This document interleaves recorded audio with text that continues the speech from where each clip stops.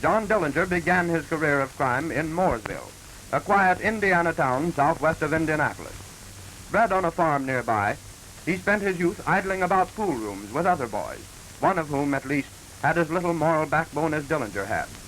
That boy's name was Ed Singleton. In 1924, Dillinger was 22 years old and wanted money. In this grocery store, owned by Frank Morgan, then 65 years old, Dillinger and Singleton assaulted the old proprietor and stole his wallet. But Morgan had recognized his assailant, and Singleton turned state's evidence.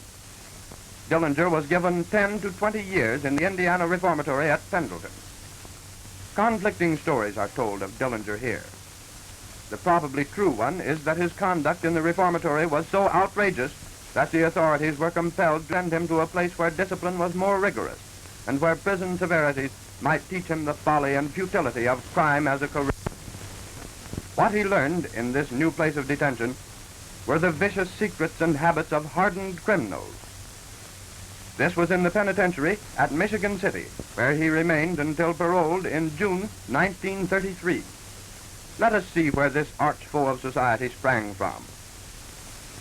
While his father ran this grocery store in Indianapolis in 1902, John Dillinger was born. The little house seems to give promise of better things. Here, 3 years later, Dillinger's mother died, which was lucky for her, considering the gorilla her son turned out to be. John Dillinger's father was, and is, a respected citizen of Morgan County. Everyone liked him, and today everyone sympathizes with him. There's nothing but sorrow ahead for the old man. His son has taken the road to doom. From the homely shelter of this little farm, John Dillinger left to become the menace any officer would be justified in killing like a mad dog. A criminal and a fool, for John Dillinger is not smart. Only a fool thinks that crime pays.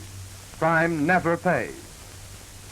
John should have learned that simple truth in the Friends Church where he went as a boy, but he was too dumb. And so, 9 years after his first crime, he came out of jail just to get back in again at Lima, Ohio.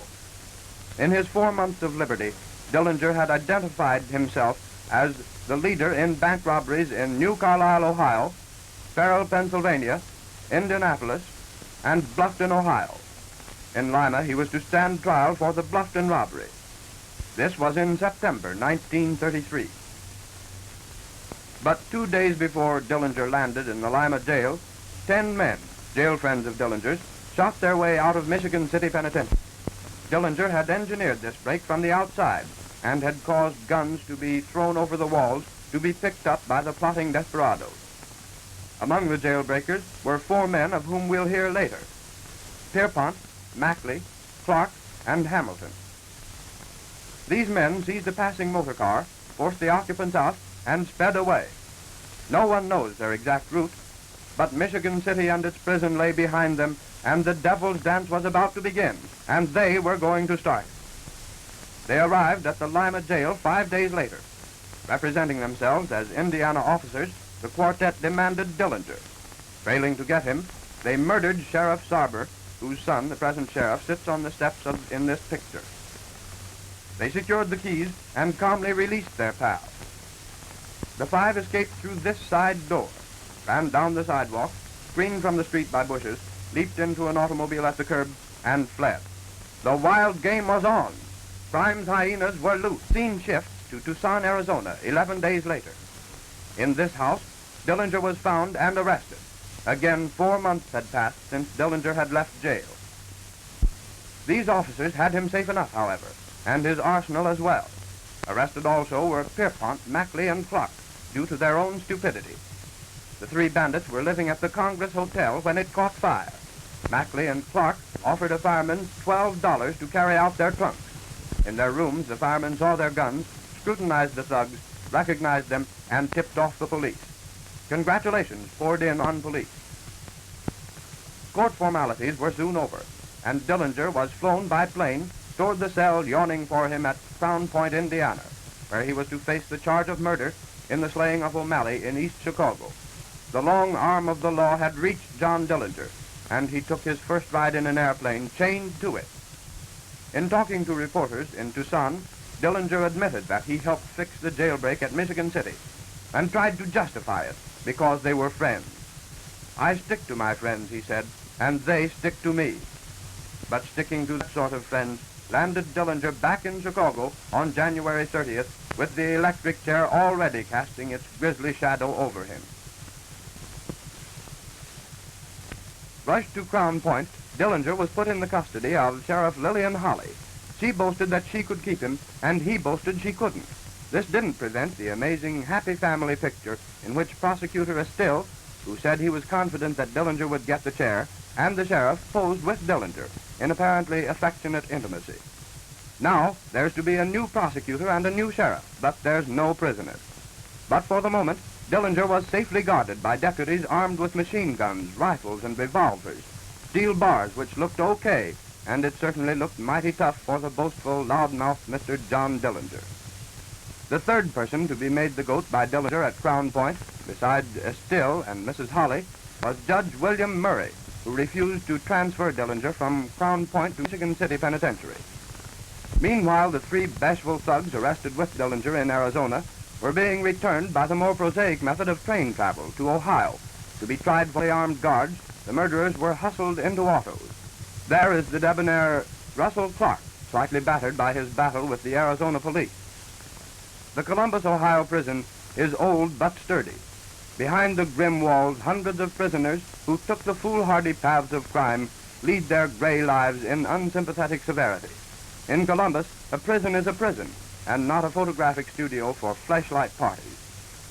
Through these cold gates, in a few weeks, entered Pierpont, Mackley, and Clark, convicted of murder. Back in Crown Point, vigilance had been relaxed. Guards no longer paraded Main Street on which the jail faced. Business as usual went on outside, and inside the sheriff busied herself making pies. But behind the brick walls, Dillinger was whittling at a piece of wooden washboard and making plans. On March 3rd at 8:30 in the morning, armed with his wooden toy pistol, Dillinger overawed his guards, armed himself and a Negro fellow prisoner, Herbert Youngblood, with machine guns and revolvers from the sheriff's office, and walked out, forcing guard Ernest Blunk to accompany them. Through this kitchen and out the side entrance, unmolested and unhurried, the trio went, with Blunk always a bit ahead of Dillinger's machine gun muzzle. Mr. Blunk was goat number 4. At the high backyard gate, Youngblood clambered over to survey the street beyond, while the more leisurely Mr. Dillinger and his companion strolled through the police garage, which seems to have been unlocked and unguarded. Reunited outside, Dillinger and his two companions marched down this pleasant street, where respectable people were having their breakfast, turned to the left into this alley, and made for the side door of the Main Street garage, entrance of which is next to the criminal court building, which in turn is next to the jail he had just left. In short, he went around the block, forced a garage man to join his party, and escaped in the sheriff's speedy car. 4 gentlemen together, 2 representing law and order, and 2 representing the world of crime. Within a few minutes, Crown Point had become the laughingstock of the world, and John Dillinger the most wanted man in America. This postal employee witnessed Dillinger's escape. Phoning the police station, he was told that he was crazy, but his third effort to arouse interest was successful. Interest centered in the scene of the escape, and in those who were forced to ride with the bandits 50 miles before they were released at Peatone. The garage man adds the amusing note that while Dillinger drove madly over the Indiana highways, he sang "Get along, little doggie, get along" to his unwilling listeners. At the pleasant home of Officer Pettinger, the only man who has actually wrestled with Dillinger while the latter was intent on his professional activities and lived, the modest policeman told of his encounter. It seems that when Dillinger threatened the officer with a machine gun, the policeman grabbed the gun. The two danced about each other, trying to get possession of the weapon, while Van Meter pranced about behind them, afraid to shoot for fear of killing Dillinger. Finally, Van Meter socked the doughty officer on the head with a revolver butt, knocked him out, and raised a bump the size of a goose egg. When he recovered, he was forced to do their bidding. In his hands, he holds one of the guns stolen from the police station. It was returned from Spider Lake a few days later by federal agents to the secluded and wooded slopes of Spider Lake, Wisconsin. Spider Lake is near the town of Mercer. During the summer months, a popular resort, it has little or no patronage earlier in the year. It was to this point that Dillinger came with 3 other men and 3 women to Little Bohemia and spent 2 days. Emil Wanatka, the proprietor, was forced to serve the gang. Federal officers surrounded the place to surprise Dillinger, but Mrs. Winatka's 2 dogs gave the alarm, and a blast of machine gun fire opened a battle royal. In the melee, 3 men were shot by mistake, and 1 federal officer killed. The bandits, leaving their mouths, escaped through the window and again made a getaway. Behind them was an arsenal of firearms, which the officers collected for evidence. The girls were arrested, goats 7, 8, and 9. The girls and a bullet-riddled car are all that the law got out of the Dillinger surprise party. All roads were quickled people who live near and who now have to walk. They might be classed as goats 10 and 11. In the casket lies the body of W. Carter Baum, killed by the bandits. Baum makes the 14th death directly traceable to Dillinger. In Columbus, Dillinger's number 1 friend, Harry Pierpont, awaits the day of his tragic march to the electric chair for his friendship. Friend number 2, Charles Mackley, awaits the same day and fate through the same cause, the Dillinger curse. Friend number 3, Russell Clark, is faced with prison for life for the same sinister association. Outside their cells, they can hear the shuffle of sullen men marching to other cells in which their soured and unhappy lives are spent in payment of their crimes. Hopelessness broods here. That or the searing death of hot bullets fired from eager guns. That or the knife of some friend turned assassin. Crime never pays. The electric chair was again cheated when Dillinger was lured to this North Side Chicago theater by the Woman in Red to see Manhattan Melodrama, a then very popular gangster picture. Imagine Dillinger watching the screen Gangster as he began to walk the last mile. Like Dillinger, Gable in his role was a swaggering fellow. What thoughts must have passed through the mind of the woman sitting by Dillinger's side? It was past these stores that he and his girlfriend walked as they left the theater. Dillinger's sixth sense told him all was not well. His girlfriend dropped back. Dillinger scraped to a halt. The full significance of those grim approaching men was not lost to him. Suddenly he went into action for the last time. He ran for this alley, reaching for his guns. Bullets halted his mad rush. The guns of his assailants shot through. Dillinger was dead. He lay in a pool of his own blood in the filth of an alley. His body was rushed to the morgue at police headquarters. Dillinger's hair had been dyed jet black and cut very short. His eyebrows had been plucked to a fine line, and he had grown a small black mustache. He was definitely identified as the former public enemy number 1. His body was soon sent home to his aged father for burial.